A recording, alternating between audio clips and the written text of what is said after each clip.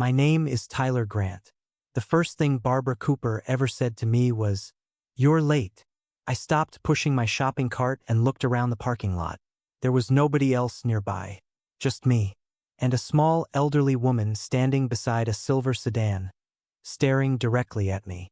I pointed at myself. "Sorry. You're late," she repeated. I had never seen this woman before in my life. She looked about 70. Gray hair, blue jacket, sharp eyes that seemed to notice everything. I glanced behind me. Maybe she was talking to someone else. She wasn't. "Ma'am," I said carefully. "I think you have me confused with somebody." "No," she continued staring. The strangest part? She sounded completely certain. I shifted uncomfortably. "Have we met?" "No." "Then how can I be late?" Barbara sighed dramatically. "As usual." "As usual?" Men never pay attention. I opened my mouth, then closed it again. I genuinely had no idea how to respond. She looked toward the grocery store entrance, then back at me. Then she smiled. Not a friendly smile, a satisfied one, like she had just confirmed something. "What?" I asked. "You look exactly like I expected." A strange feeling settled in my stomach. Expected from where? Before she could answer, one of her grocery bags split open. A carton of eggs hit the pavement. A jar rolled across the parking lot. 2 apples escaped in opposite directions. Barbara closed her eyes. "Wonderful." I immediately crouched down to help. By the time I picked up the last apple, she was watching me again, studying me, the same way she had from the beginning. "Thank you," she said. "No problem. You didn't have to help." "I know." Barbara nodded, almost like that answer mattered. Then she asked a question that made even less sense than everything else.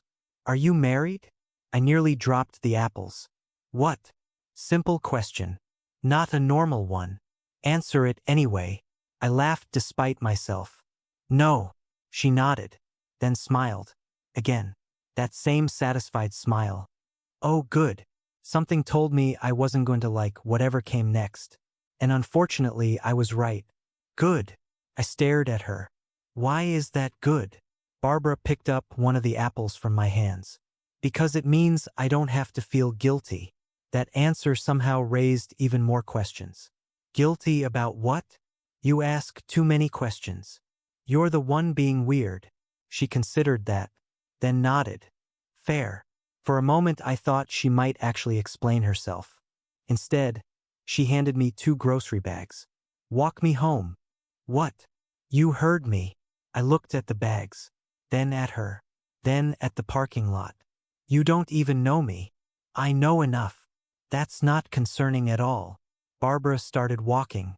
Not fast, not slow, just confidently, like she had already decided I was coming. I stood there for 2 seconds, then followed her. Mostly because leaving a 72-year-old woman carrying heavy groceries felt wrong. Partly because I was curious. And mostly because I wanted answers. The walk took less than 10 minutes.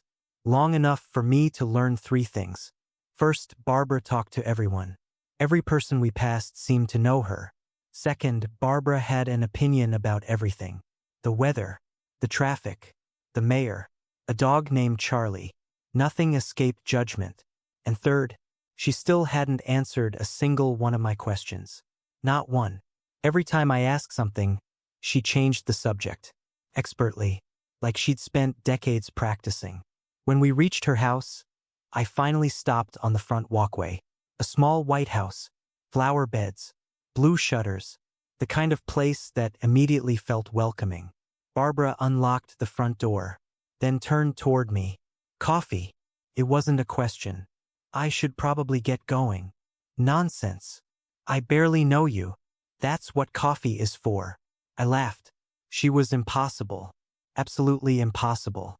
But somehow I found myself following her inside. The house smelled like cinnamon. Not perfume. Not air freshener. Actual cinnamon. Like someone had been baking earlier. Family photographs covered almost every wall. Graduations. Birthdays. Christmas dinners. Decades of memories. Barbara noticed me looking.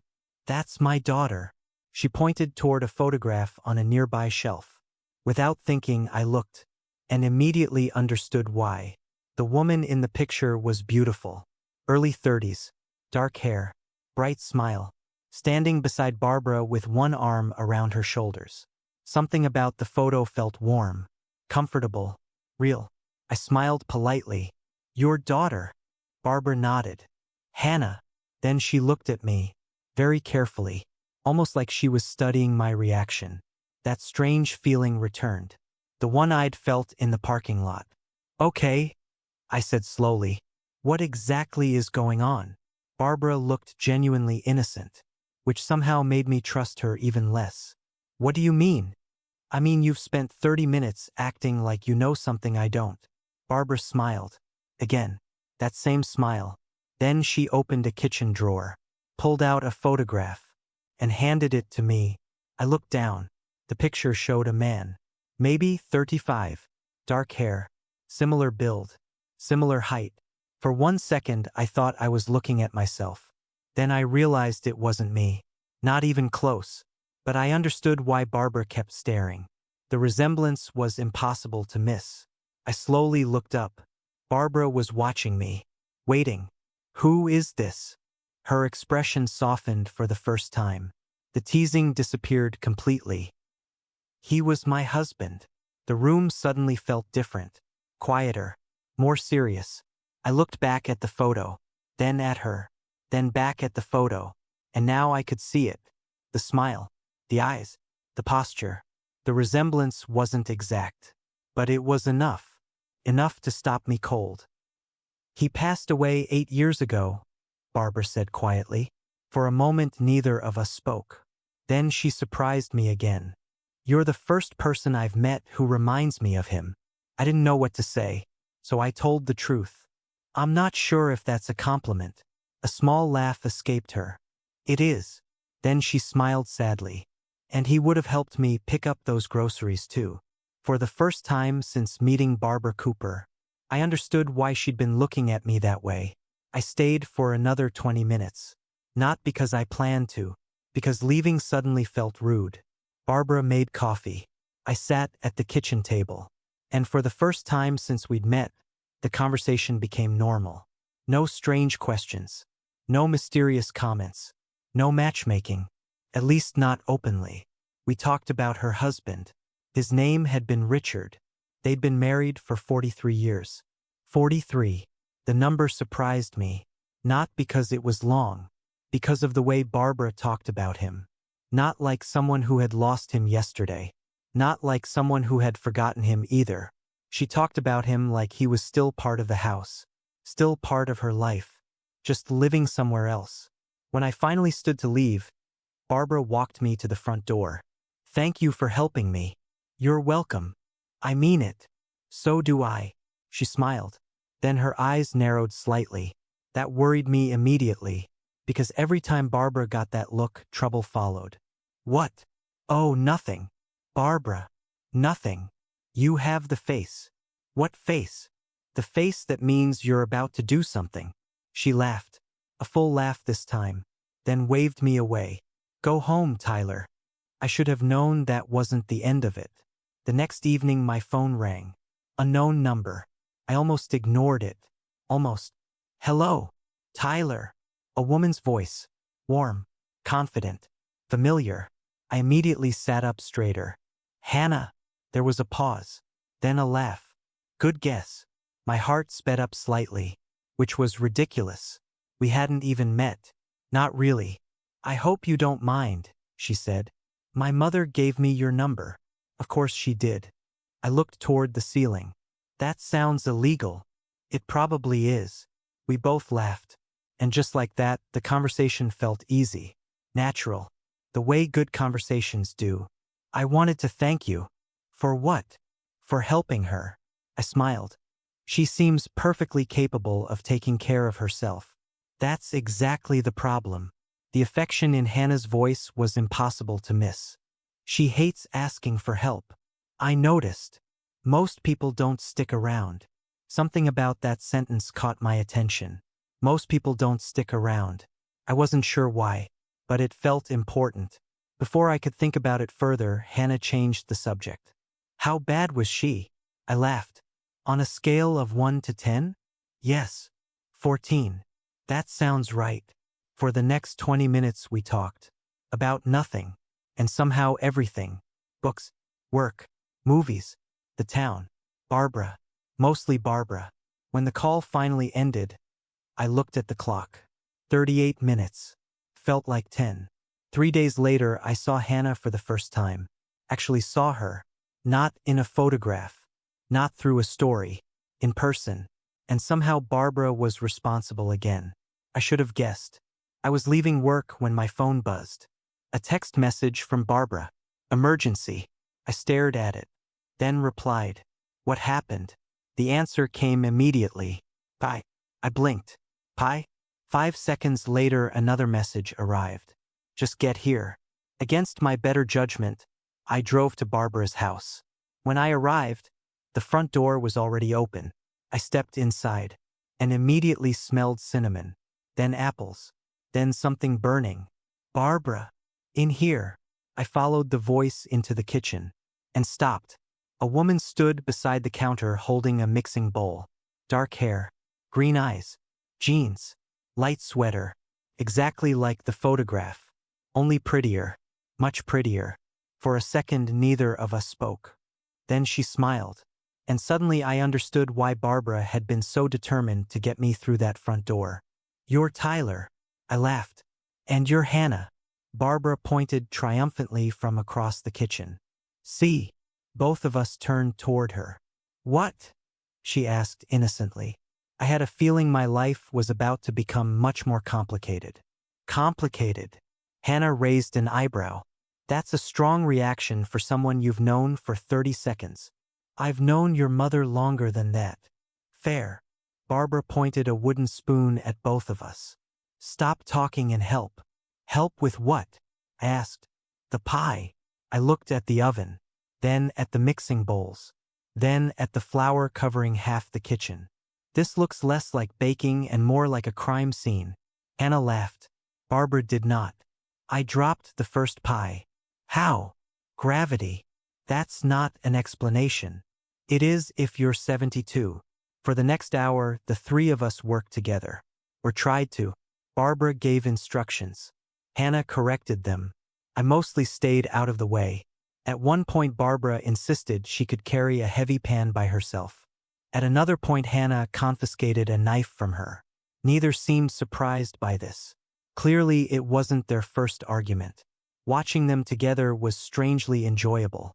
The teasing, the affection, the familiarity, everything felt genuine, real, like a family, something I hadn't realized I missed. At one point, Barbara disappeared upstairs. For the first time all evening, Hannah and I were alone. She was rolling dough. I was cutting apples. The kitchen suddenly felt much quieter. So, she said. So, you survived my mother. Barely. Hannah smiled. I should probably warn you. That sounds concerning. It is. She sprinkled flour across the counter, then looked at me. If Barbara likes someone, she adopts them. I laughed. Adopts them? Pretty much. How many people has she adopted? You're number 7. I stopped cutting apples. 7? Maybe 8. That's insane. I know. We both laughed. Then Hannah became thoughtful. Honestly. What? She hesitated, then smiled. I haven't seen her this happy in a while. The comment surprised me. I looked toward the stairs, then back at Hannah. Really? She nodded. Since Dad died, she spends a lot of time alone. That explains something. A lot, actually. Not the energy, not the personality, but the reason she held onto people so tightly. The reason she'd invited a complete stranger inside for coffee. The reason she'd called me about pie. It wasn't loneliness exactly. It was connection. She valued it, protected it, because she knew how quickly it could disappear. The pie eventually survived. Barely. Barbara declared it perfect. Nobody believed her. But we ate it anyway, and somehow it actually tasted amazing. The evening stretched longer than I expected. Stories became conversations. Conversations became laughter. Before I knew it, the clock read almost 10. I stood. I should probably head home. Barbara immediately frowned. Already? It's been 4 hours. Has it? I looked at Hannah. She checked her phone, then laughed. It actually has. For some reason, that made me smile, because it hadn't felt like 4 hours. Not even close. Outside, the air was cool. The street was quiet. Most houses were dark. Hannah walked me to my truck. Neither of us seemed in a hurry to say goodbye, which was becoming a pattern. I had fun tonight, she said. Me too. Even with the pie disaster? Especially with the pie disaster. She laughed, then looked down at the sidewalk, then back at me. There was a brief pause. Not awkward, just uncertain. The kind where both people are thinking the same thing. Finally, Hannah spoke.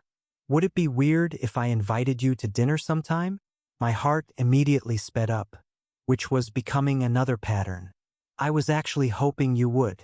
A smile appeared, a real one, the kind that reaches someone's eyes. Good.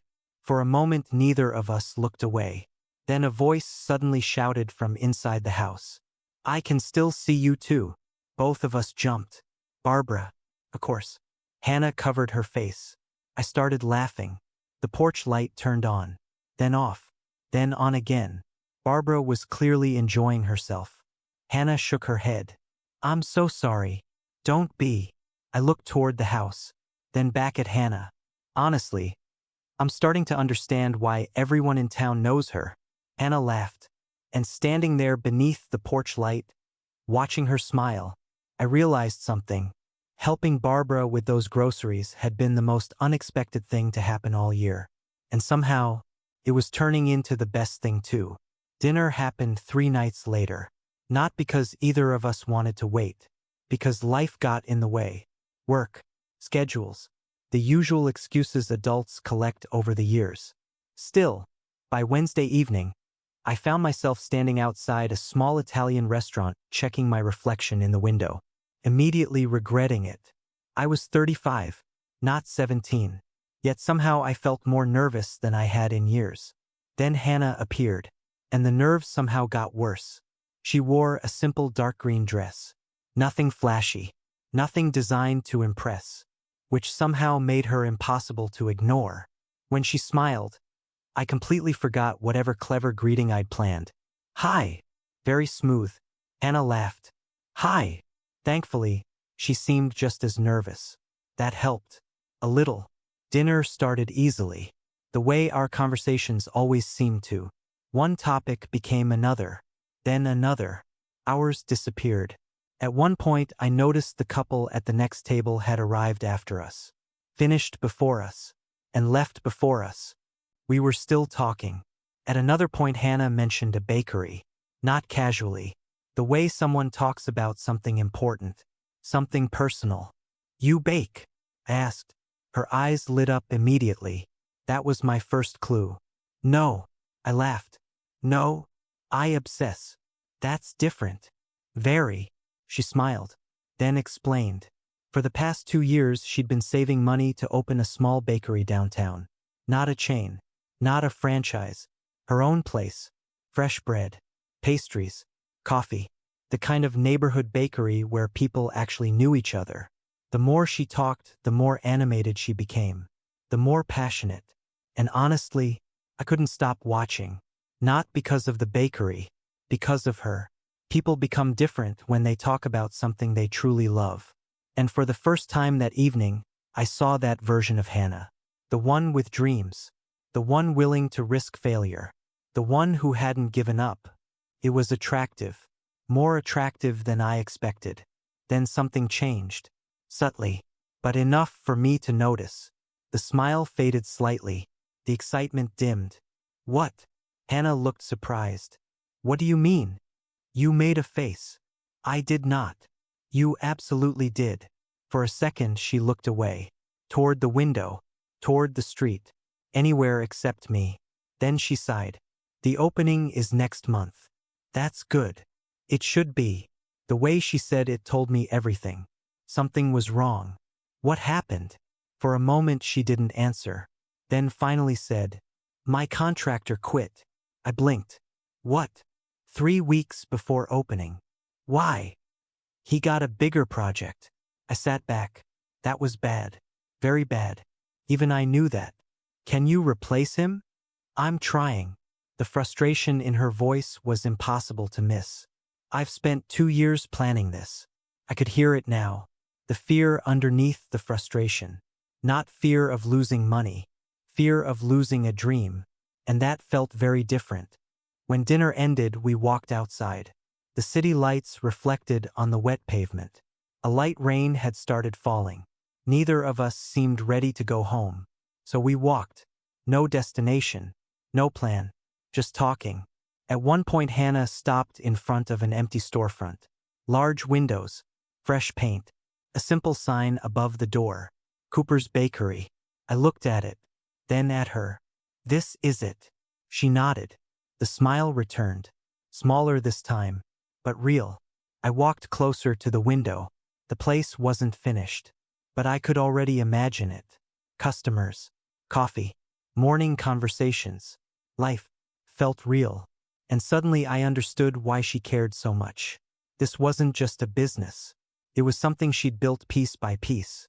For years. Then Hannah quietly said, "Sometimes I wonder if I'm making a mistake." I turned toward her. She wasn't looking at me. She was looking at the bakery. The future. The risk. Everything she'd invested in.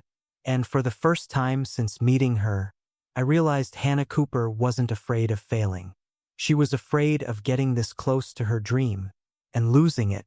The next afternoon, I found myself standing inside the bakery, not because Hannah asked me to, because I couldn't stop thinking about that look on her face. The one she'd had while staring through the window. The look people get when they're trying not to lose hope. The place was empty except for Hannah. She stood in the middle of the room holding a clipboard, looking overwhelmed. When she saw me, she smiled, then immediately looked confused. "Tyler." "Hi. What are you doing here?" Good question. I wasn't entirely sure, so I told the truth. I wanted to see how things were going. She laughed softly. "That's a dangerous question." "That bad?" She handed me the clipboard. I looked down. Electrical work incomplete. Shelving delayed. Paint unfinished. Inspection pending. The list seemed endless. I whistled. "Okay, that is bad. Thank you for the optimism." "You're welcome." Despite everything, she smiled. And that alone felt like a small victory. The next hour changed everything. Not because we had some dramatic conversation. Because we started working. Together. I helped move shelves. Hung signs. Assembled tables. Carried boxes. None of it was complicated. But every completed task made the place look more like a bakery and less like a construction site. By evening, we were both covered in dust. Tired. Hungry. And somehow laughing more than either of us had all week. At one point, Hannah sat on a stack of unopened boxes. Exhausted. "I should probably be paying you." I sat beside her. "You paid me." She frowned. "How?" I pointed toward the front windows. The bakery looked completely different than it had that morning. More alive. More real. The smile that appeared on her face was worth more than money. That was cheesy. A little. A lot. We both laughed. For the next 2 weeks, helping at the bakery became part of my routine. Work. Dinner. Bakery. Repeat. The strange thing was that I never felt forced. I wanted to be there, because every day brought progress. Every day brought Hannah one step closer to opening. And every day brought us closer too. Somewhere between assembling chairs and painting walls, we stopped feeling like two people getting to know each other. We started feeling like a team. And honestly, that scared me a little, because teams become important, and important things can be lost. Then everything went wrong. 9 days before opening, I was at work when my phone buzzed. Hannah. The moment I answered, I knew something was wrong. Her voice sounded different. Cold. Tight. "Hey. Hi." Silence. A long silence. The kind that immediately makes your stomach sink. "Hannah, I need to ask you something." My chest tightened. "Okay." Another pause. Then she said, "Did you tell someone about the bakery's finances?" I blinked. "What? My finances?" "No." Her voice didn't change. "Are you sure?"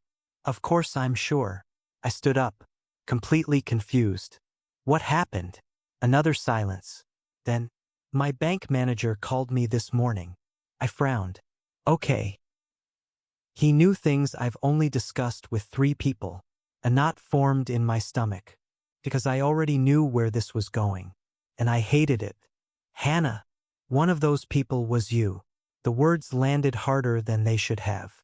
Not because she was accusing me. Because I could hear how badly she wanted to believe I hadn't done it. And for the first time since meeting her, there was doubt in her voice. Not anger. Not disappointment. Doubt. Which somehow hurt more. For a moment I couldn't speak. Not because I was guilty. Because I was shocked. "Hannah, I never told anyone anything." "I know." But she didn't sound like she knew. That was the problem. I rubbed my forehead. "Who else knew?" "My accountant." "Who else?" "The bank manager." "And," she hesitated, then quietly said, "my former business partner." That immediately got my attention. The same partner who had walked away weeks earlier. The same partner who had left Hannah scrambling to finish everything alone. "What happened between you two?" Another silence. Then, "It's complicated. Try me." I heard her sigh. The exhausted kind. The kind people make when they're tired of carrying something. "She wanted to sell the bakery." I frowned. "Before it even opened?" "Yes." "Why?" "She thought we could make more money flipping the property." Now I understood. And I didn't like it. Not one bit. "So she left." "Yes." "And now your bank manager somehow knows private information." Another pause. Then Hannah quietly said, "I don't know who to trust right now." That sentence hit harder than the accusation. Because it wasn't really about money. Or the bakery. It was fear. Fear makes people doubt everything. Even people they care about. The next few days were different. Not dramatic. Not hostile. But different. The easy conversations disappeared. The spontaneous texts became shorter. The warmth was still there. But so was distance. And I hated it. Not because I was angry. Because I understood. Hannah had spent 2 years building something. Now she felt like it was slipping away. Fear does strange things to people. Even good people. Maybe especially good people. 3 days before opening, Barbara called me. Which immediately worried me. Because Barbara never called unless she wanted something. Or knew something. Usually both. "Tyler." "Hi, Barbara. You look terrible." I blinked. "You called me. How do you know what I look like?" "I have instincts." "That's not a real answer." "It is at my age." I smiled despite myself. Then her voice softened. The joking disappeared. "She's scared." I knew exactly who she meant. "Hannah." "Yes." I sat down. For the first time all week, someone was finally saying the truth out loud. Barbara continued. "When people are scared, they don't always make good decisions." I stayed quiet. Because she wasn't wrong. "Don't give up on her." That surprised me. "Barbara, listen." Her voice became firm. The same voice that probably kept everyone in town under control. "That girl has spent 2 years fighting for that bakery." I could hear emotion in her words now. Real emotion. She lost investors. She lost her partner. She worked weekends. She worked holidays. And she's terrified that one mistake is going to take it all away. For a moment neither of us spoke. Then Barbara quietly added, "She likes you more than she realizes." The words landed directly in my chest. And somehow made everything harder. Not easier. Because if Barbara was right, then Hannah was hurting too. The morning before opening day, my phone rang. "Hannah." I answered immediately. "Hello." For a second I heard nothing. Then, "Can you come to the bakery?" My heart immediately sped up. "What's wrong?" "Please." That was all she said. "Please." I grabbed my keys. And drove. When I arrived, Hannah was standing alone inside. The bakery was finished. Completely finished. The shelves were stocked. The tables were arranged. The coffee machines were ready. Everything looked exactly the way she'd dreamed. But Hannah wasn't smiling. She stood near the front window holding a folder. When she saw me, she walked over. No hesitation. No distance. No uncertainty. Then she handed me the folder. I opened it and immediately understood. Inside were emails, messages, financial documents, proof. Proof that her former business partner had been sharing information. Proof that she'd been trying to pressure Hannah into selling. Proof that I had never been involved. For several seconds, neither of us spoke. Then Hannah quietly said, "I'm sorry," and somehow, that hurt more than the accusation ever did. For a moment, neither of us spoke. The bakery was silent. Not completely silent. I could hear refrigerators humming. Coffee machines running their startup cycles. The soft ticking of a clock somewhere behind the counter. But neither of us said anything. Hannah looked down. "I should have trusted you." I closed the folder. "Hannah." "No." She shook her head. Tears appeared in her eyes. Not dramatic tears. The kind people try very hard not to let anyone see. "I accused you without saying it." I took a step closer. "You were scared." "That's not an excuse." "Maybe not. But it was the truth. And right now the truth mattered more." She laughed weakly. "I spent 2 years preparing for tomorrow." I nodded. "I know. And all week I've been terrified." "I know. And somehow I managed to push away the one person actually helping me. That one hurt. Not because she was wrong. Because she wasn't." For the first time since meeting Hannah, I didn't know what to say. So I did the simplest thing. I reached for her hand. And she let me. No hesitation. No doubt. No pulling away. Just relief. The kind that comes after carrying too much for too long. Opening day arrived 24 hours later. And it was chaos. The good kind. The parking lot filled before sunrise. People lined up outside. Neighbors. Friends. Families. Half the town seemed to show up. By 8 o'clock every table was occupied. By 9, the pastry display was half empty. By 10, they had sold more coffee than Hannah expected for the entire day. I stood near the register helping wherever I could. Refilling cups, carrying boxes, cleaning tables, basically trying not to get run over. At one point Hannah looked at the crowd, then at the nearly empty pastry shelves, then back at me, and started laughing. "What? We might actually run out." "That's a good problem." "It is." Then she smiled. The biggest smile I'd ever seen on her face. The dream was real now. Not a plan. Not an idea. Real. Around noon I spotted Barbara. Of course she was there. Standing near the entrance. Talking to everyone. Apparently introducing herself to people she'd already met 100 times. Business as usual. When she saw me, she walked over. Very slowly. Very deliberately. The way sharks approach boats. I immediately became suspicious. "What?" She smiled. Nothing good ever followed that smile. What? "You have a plan." "I always have a plan." "There it is." Barbara looked around the bakery, then nodded proudly. "She did it." "She did." "And you helped." "A little." She rolled her eyes. "A lot." Before I could answer, she squeezed my arm, then looked directly at me. For once, completely serious. "Richard would have liked you." The comment caught me off guard. I looked at her. She smiled softly. The teasing gone. The jokes gone. Just honesty. And somehow that meant more than she probably realized. The bakery finally closed after sunset. The last customer left. The lights dimmed. The chairs were stacked. For the first time all day, the building was quiet. Hannah sat at one of the tables. Exhausted. I sat across from her. Neither of us had much energy left. For a while we simply sat there, enjoying the silence. Then Hannah looked around the bakery, the dream she'd spent 2 years building, and quietly said, "We did it." I smiled. "No." She looked at me. "You did it." For a second her eyes filled again. Not from stress. Not from fear. This time it was happiness. Pure happiness. The kind people remember years later. Then she laughed, a tired laugh, the best kind, and said, "You know, my mother is never going to let us forget she introduced us." I laughed immediately. Never. Not once. Not a chance. We both knew it was true. A few minutes later we stepped outside. The evening air was cool. The town was quiet again. The crowd was gone. The excitement was fading. Only the two of us remained.